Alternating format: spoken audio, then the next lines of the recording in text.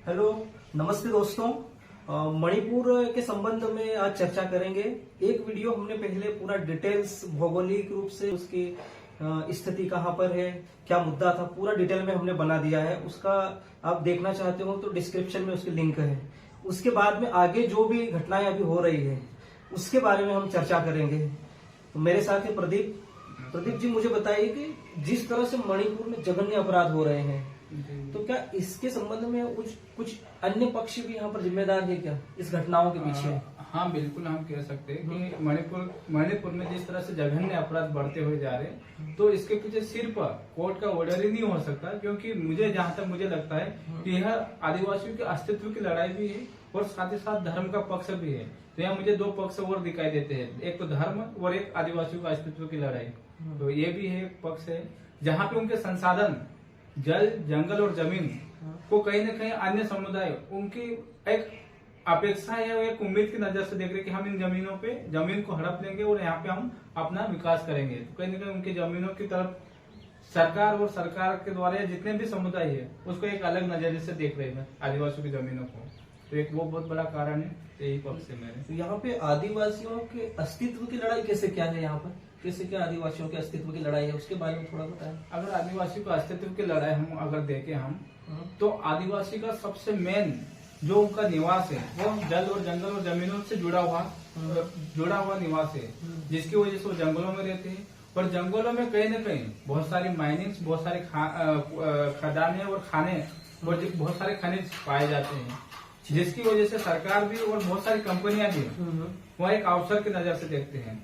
लेकिन आदिवासी वहाँ पे रहते भी हैं, उनका परिवेश भी है, उनकी सांस्कृतिक परंपराएं भी उनसे जुड़ी हुई है, जंगलों से जुड़ी हुई है। तो अगर इन सभी चीजों का अगर सरकार हड़प लेती है या लोग हड़प लेते हैं, या जिस तरह से आदिवासी मेते समुदाय को आदिवासी का दर्जा दिया जाता है, तो वो लोग कहीं न कहीं वहाँ पे विकास के कार्य करेंगे। हो सकता है आदिवासी इतना सक्षम नहीं है, तो हो सकता है उनको जमीने से बेहतर किया जा सकता है। तो ऐसे बहुत सारे तमाम मुद्दे हैं। अगर इनको आदिवासी का दर्जा दिया जाता है तो कहीं न कहीं उनके अस्तित्व का संकट वहाँ पे घेरा जाएगा, खासतौर पे कोकी और जितने भी भारत अन्य जगह पे भी अन्य जगह। तो ऐतिहासिक पृष्ठभूमि अपन देखें अस्तित्व की लड़ाई, तो क्या इतिहास में इस तरह की घटनाएं, पहले भी इस तरह की घटनाएं हुई है जहाँ पर आदिवासियों को माइग्रेट किया गया है, वहां से पलायन किया गया है और उनका विस्थापन करके वहां पर उनको कहीं और पर शिफ्टिंग किया है जी, तो जो लाभ उन्हें मिलना चाहिए वो नहीं मिल पाए हैं। तो ऐतिहासिक पृष्ठभूमि ऐसी घटनाएं और कहीं हुई है क्या पहले? अगर मैं ऐतिहासिक पृष्ठभूमि पे जाना चाहूंगा तो टिस्को कंपनी 1907 में जमशेद जी के द्वारा जमशेदपुर में उसकी स्थापना की गई थी 1907 में। और वहां तकरीबन 200 परिवारों को जमशेद टाटा जी के द्वारा एक एग्रीमेंट हुआ था, एक बॉन्डिंग हुई थी कि हम यहाँ पे कंपनी स्थापित करेंगे और इसके बदले में आपके परिवारों, आपके यहाँ के पूरे गांव वालों का विकास किया जाएगा, आधारभूत अवसंरचना का विकास किया जाएगा। लेकिन जिस तरह से कंपनी वहां पे स्टेबलाइज हो गई और उसके बाद उनका विस्तार भी लगातार होता रहा, लेकिन वहां के आदिवासियों को ना तो कोई विकास हुआ, किसी भी प्रकार कोई आर्थिक सहायता भी नहीं दी गई, ना कोई मुआवजा दिया गया। वो लोग आज भी बंधुआ मजदूरी की तरह रह रहे हैं। और सिर्फ टिस्को कंपनी नहीं है, अगर हम और भी अगर आप देखें हम तो 1987 में सरदार सरोवर बांध बनाया गया था और उसके बैक वाटर के तहत मध्य प्रदेश के 248 गांव डूब के क्षेत्र में, डूब वाले इलाके में आए और वहां पे उनको पुनर्वास किया गया था। और उसमें से तकरीबन 200 ऐसे गांव थे जो आदिवासी गांव थे। अच्छा। जिसके तहत मेधा पाटेकर ने पर्यावरण बचाओ आंदोलन और साथ ही साथ पुनर्विस्थापन को लेकर बहुत बड़ा आंदोलन भी चलाया था, नर्मदा बचाओ आंदोलन, जो काफी फेमस भी रहा। तो उस आंदोलन में सिंपल से एक ही बात थी, पुनर्वास किए गए जितने भी आदिवासी लोग हैं उनको मुआवजा सिस्टमेटिक तरीके से दिया जाए। जिस भूमि पर उनका पुनर्वास किया गया है वो भूमि वो खेती योग्य हो, ना कि ऐसी बंजर भूमि है। बहुत सारे निसरपुर वाले क्षेत्र के हमारे दोस्त भी हैं, जब वो गुजरात में है तो वहाँ पे जो जमीनें दी गई है वो खेती लायक नहीं है, वो पूरी तरह बंजर है, अनुपजाऊ जमीन है। हाँ, अनुपजाऊ है और ना कोई पानी के संसाधन है और ना कोई आधारभूत अवसंरचना है। तो वो लोगों का जीवन यापन कैसा होगा?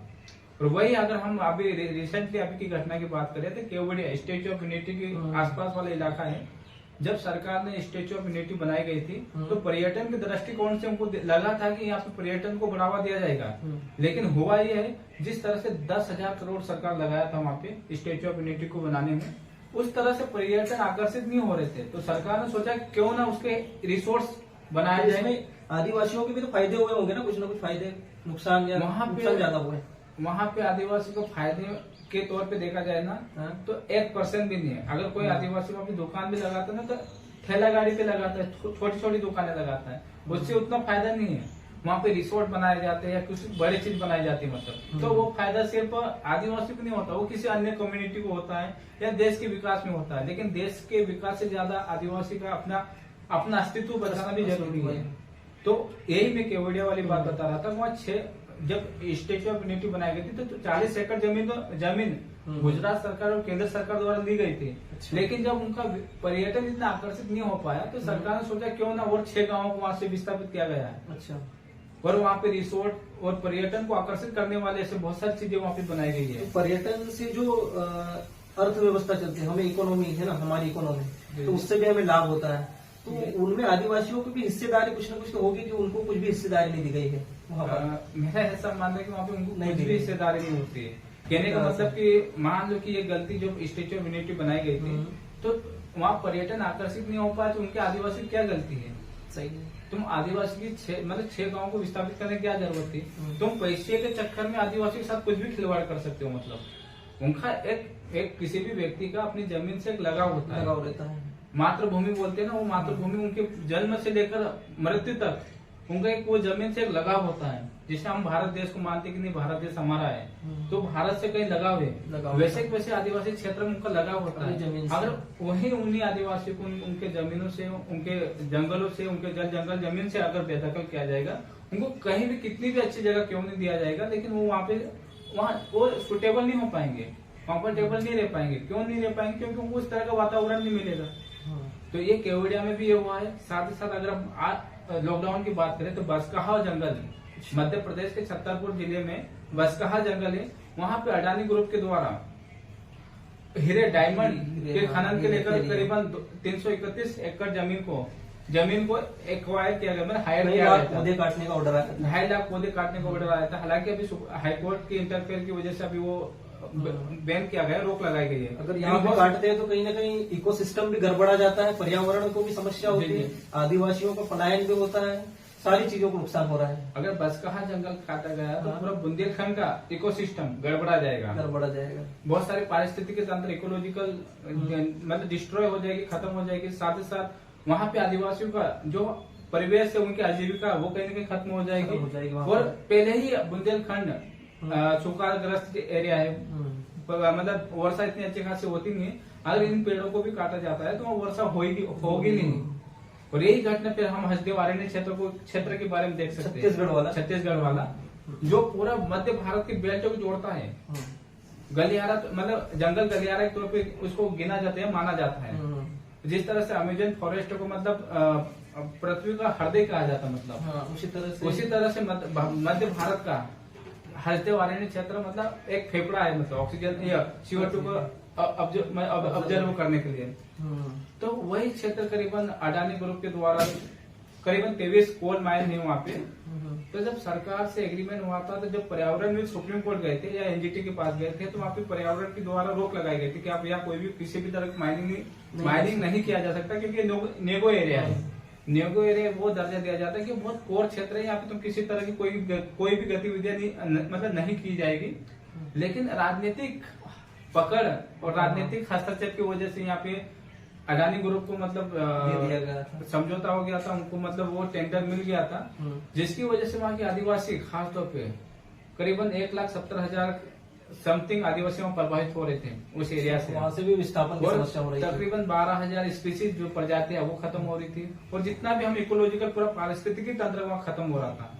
लेकिन तब भी छत्तीसगढ़ सरकार के द्वारा करीबन 7 महीने को और कोल माइन को मतलब उत्खनन करने के लिए उनको दिया गया था।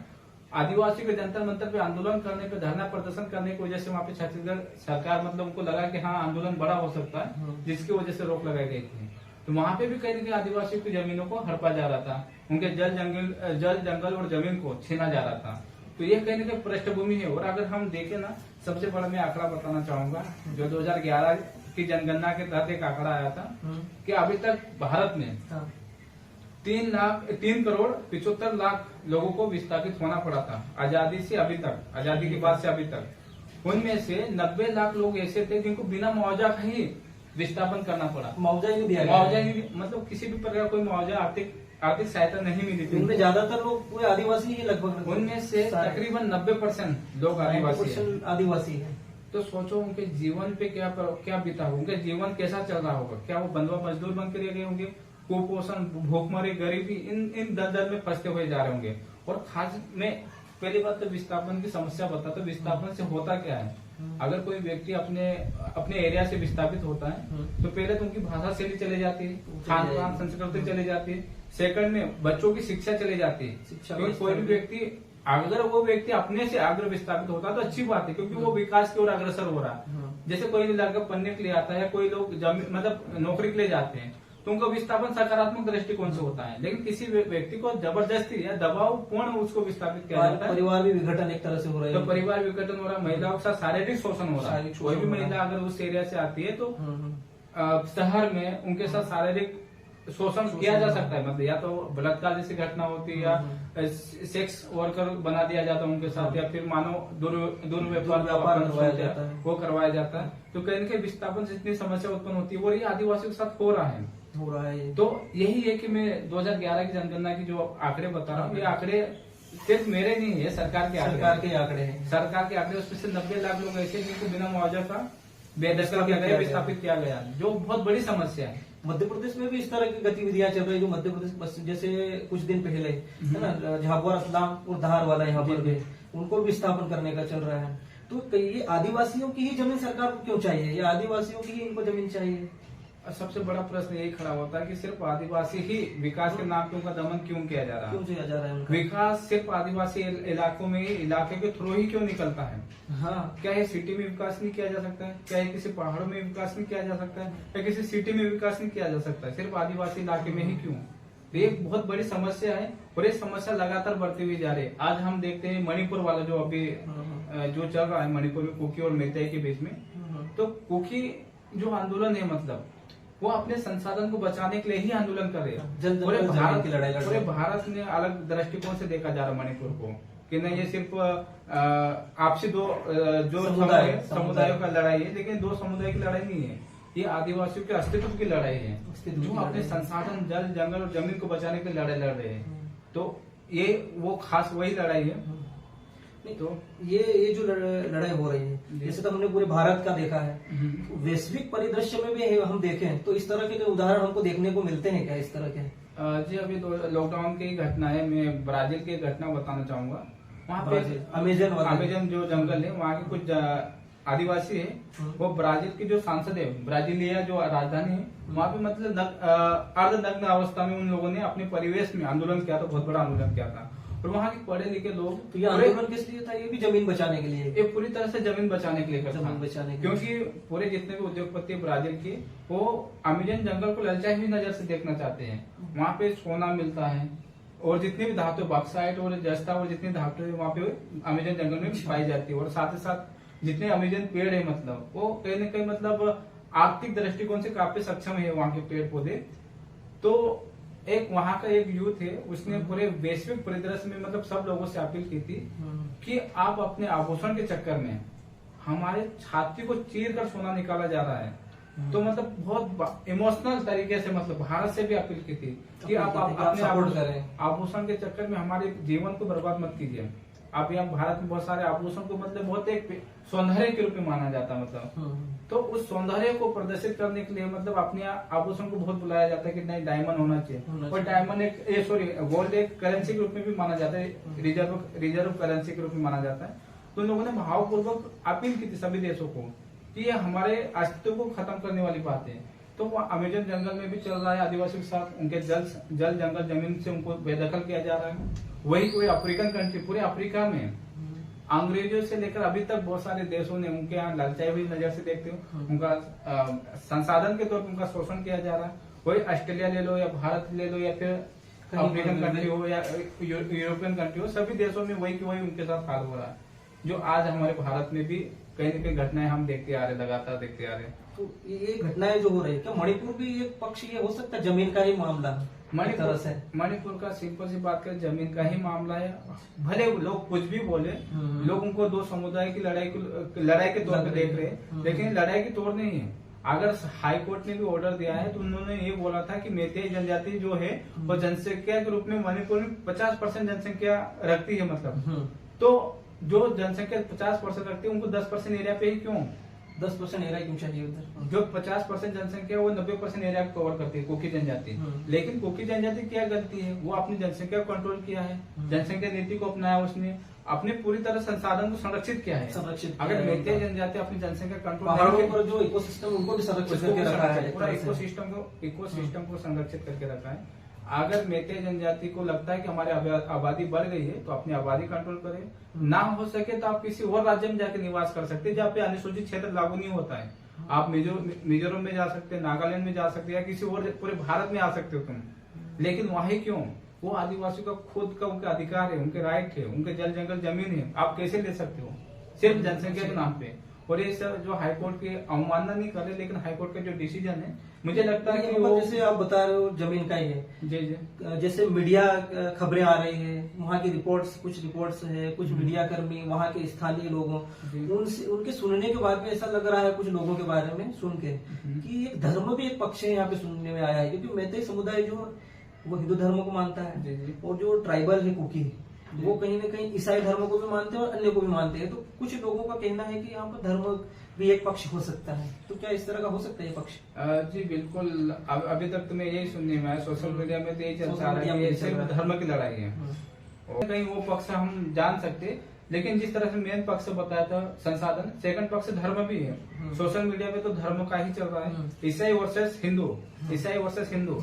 तो लेकिन कहीं ना कहीं ये मेन मुद्दा नहीं, मेन तो जमीनी लड़ाई है, मेन जमीन की लड़ाई। अगर इनको जमीन मिलती है तो वहाँ पर ट्राइबल जो रह रहे हैं वहाँ की जमीन मिलती है तो कहीं ना कहीं अपना धर्म भी थोपेंगे एक तरह से, बिल्कुल है ना, उनके संसाधनों पर अतिक्रमण भी करेंगे। दूसरा यहाँ पर जो बड़े बड़े प्लांट्स लगाए जाते हैं, बड़े बड़े प्लांट, तो अन्य समुदाय को जमीन भी खरीदने को मिल जाएगी, आसानी हो जाएगी, है ना। मेरा ये अगला प्रश्न ये है कि क्या यहाँ पर सरकारें जो है, केंद्र और राज्य सरकारें, कहाँ तक, जैसे अब दंगे हो रहे हैं बेहतरीन वाले, तो क्या सरकार चाहती तो इनको रोक सकती थी क्या? सरकार कहाँ तक सफल असफल हुई है यहाँ पे? देखो, किसी भी देश में अशांति फैलती है ना तो सरकार जिम्मेदार होती है, लेकिन सरकार का कर्तव्य भी बनता है कि वहाँ पे शांति बहाल करे। अगर उनको ऐसा लग रहा है कि यार यहाँ पे आंदोलन हो सकता है या फिर हिंसात्मक घटनाएं हो सकती है, तो सरकार ऐसे समूह को नोटिफाई करे, उनसे उन लोगों के साथ या तो गिरफ्तारी कर ले या फिर उनसे बातचीत करे, उनको समस्या क्या हो रही, या हर समुदाय में समन्वय स्थापित करने का काम करे। लेकिन अगर हम मणिपुर और केंद्र सरकार और राज्य सरकार को देखें तो ऐसे कोई प्रयास नहीं किया गया। इवन मैतेई समुदाय की जो वीरेंद्र, जहाँ वहाँ के चीफ मिनिस्टर है, उन्होंने लगातार बयानबाजी में मतलब एक समुदाय का पक्ष लेते हुए नजर आ रहे हैं, मैतेई समुदाय का। तो मुझे लगता है पहली फुर्सत में केंद्र सरकार को उस सीएम को बर्खास्त करे और राष्ट्रपति शासन लगाया जाए ताकि शांति बहाल हो सके। दोस्तों, यहाँ पर जो सीएम का कहना है, मुख्यमंत्री जी का कहना है कि इस तरह की कई घटनाएं यहाँ पर हुई है, ये एक इस तरह का वीडियो वायरल हुआ इसलिए सब लोग इतना बोल रहे हैं, इस तरह की कई घटनाएं हुई है, तो ये मुख्यमंत्री की जिम्मेदारी है ना, कितनी घटनाएं हो रही है तो आप रोकिए। आप क्यों बने हो? आप मुखिया हो, आप बने हो। और यहाँ तक कि केंद्र सरकार जो भी है उनने भी चुप्पी साधे हुए थे, यहाँ तक कि प्रधानमंत्री ने भी कुछ भी नहीं कहा। अन्य मामलों पर अगर किसी खिलाड़ी का कुछ हो जाता है, किसी खिलाड़ी का कुछ अंगूठे में भी चोट आती है तो माननीय प्रधानमंत्री जी ट्वीट करते हैं। और मणिपुर जो है 78 दिन से चल रहा था, यहाँ पर इनको ये नहीं दिखाई नहीं दे रहा था। तो प्रदीप जी मुझे बताइए कि सरकार एक तरफ से यहाँ विफल हुई है, विफल नहीं, पूरी तरह असफल हुई है यहाँ पे, क्योंकि अगर सरकार चाहती तो एक दिन में भी इन चीजों को शांति बहाल कर सकती है। राष्ट्रपति शासन लगा के उन ग्रुपों को जो हिंसात्मक गतिविधियों को अंजाम दे रहे, चाहे वो मैतेई समुदाय का हो चाहे कुकी समुदाय का हो, आप नोटिफाई करके उनको अंदर करवा सकते हो। क्योंकि मणिपुर बहुत बड़ा नहीं है, आपके पास सीआरपीएफ है, मतलब इंटरनल, मतलब जितने इंटरनल एजेंसियां है, मतलब सुरक्षा एजेंसियां, उनके थ्रू तुम काम करवा सकते हो। तुम्हारे पास पूरा फेवर है, तुम्हारे पास संसाधन भी हमको रोकने के लिए, तो फिर इतने दिनों तक क्या कर रहे तुम? उसको रोका क्यों नहीं? मतलब रोकना चाहिए था। तो यहाँ पे कार्यपालिका विधायिका दोनों असफल हुई, बट न्यायपालिका का भी एक पक्ष यहाँ पे बहुत दिनों बाद किया था, बहुत दिनों बाद हुआ। वहाँ पे हाई कोर्ट है ना, गुवाहाटी हाई कोर्ट है, वो पे इंटरफेयर कर सकती है। राज्यपाल की बात है, राज्यपाल मतलब अभी तक लगातार उनके बयान आ रहे कि मैंने केंद्र सरकार को रिपोर्ट भेज दी थी या जानकारी दे दी गई थी, लेकिन केंद्र सरकार ने कोई एक्शन नहीं लिया। तो वहाँ पे तुमको देखना चाहिए था ना, सरकार होने के नाते देखना चाहिए था, राज्य सरकार से तुम लगातार कन्वर्सेशन करना था ताकि वहाँ शांति बहाल हो सके। तो यहाँ कार्यपालिका, न्यायपालिका और विधायिका तीनों असफल हुई है, और कहीं ना कहीं मुझे लगता है कि आने वाले समय में यहाँ शांति बहाल हो सके और आदिवासियों के अस्तित्व की लड़ाई और उनके अस्तित्व को जिंदा रखने के लिए भी आपका कर्तव्य बनता है, इवन राष्ट्रपति जी का भी, राज्यपाल का भी, कि उनका हक अधिकार उनको दिया जाए और हाई कोर्ट के जो डिसीजन है उनको पुनरावलोकन किया जाए, पुनरावलोकन किया जाए, विचार करना चाहिए। आदिवासी को जो दर्जा देने की जो ढेबर कमेटी बनी थी 1961 में, उसके जो प्रावधान है उसको इम्प्लीमेंटेशन किया जाए। अगर वो मेते समुदाय आदिवासी का दर्जा देने के लायक है, जिन प्रावधानों को अगर वो मतलब सेटिस्फाई नहीं करती है, तो उनको वो दर्जा नहीं दिया जाना चाहिए। और मेरे हिसाब से कोई भी व्यक्ति को सिर्फ जनसंख्या ज्यादा होने से लगातार उसके हिसाब से अगर आदिवासी का दर्जा देंगे तो पूरे भारत के लोगों को आदिवासी का दर्जा दिया जाना चाहिए। उस हिसाब से मुझे लगता है मेते समुदाय किसी भी हिसाब से मुझे आदिवासी दर्जा पाने के लायक नहीं है, और सरकार को एक बार हाई कोर्ट को एक बार पुनर्विचार करना चाहिए इस मैटर पे, और शायद हो सके तो जो ऑर्डर दिया है उसको वापस देना चाहिए। इस तरह से यही मेरा सुझाव है। दोस्तों, ये हमने डिस्कस किया था आदिवासी अस्तित्व की जो लड़ाई लड़ रहे हैं उसके बारे में, मणिपुर और वैश्विक परिदृश्य में भी हमने सब देखा है। तो आपको वीडियो कैसा लगा है, यदि जानकारी अच्छी लगी है तो चैनल को सब्सक्राइब करें और वीडियो को शेयर करें। Thank you.